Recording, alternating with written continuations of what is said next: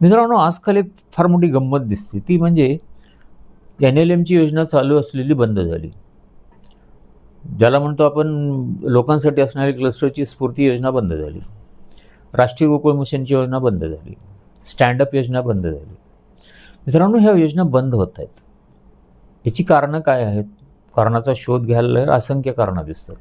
पण शासनाकडचं बजेट जे आता मोदी साहेबांनी आवाहन केलं, म्हणजे पंतप्रधानांनी आवाहन केलं, त्यावरून एक गोष्ट लक्षात आली की असणारं बजेट जे आहे त्याचं कुठंतरी गंगाजळी कमी होताना दिसते आणि ह्या योजना बंद होत आहेत.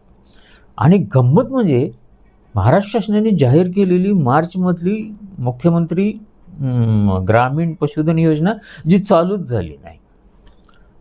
ज्याचं जे आवाहन केलं होतं, जाहिरात केली, अगदी फुल जाहिरात केली, ती चालूच झाली नाही.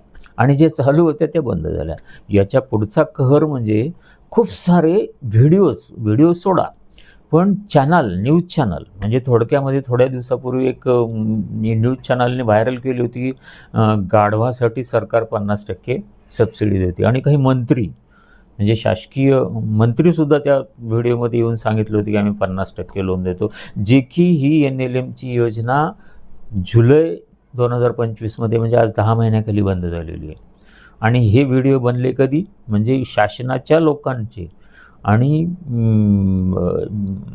नॅशनल न्यूजवाल्यांनी हे व्हिडिओ बनवले 2 महिन्यापूर्वी.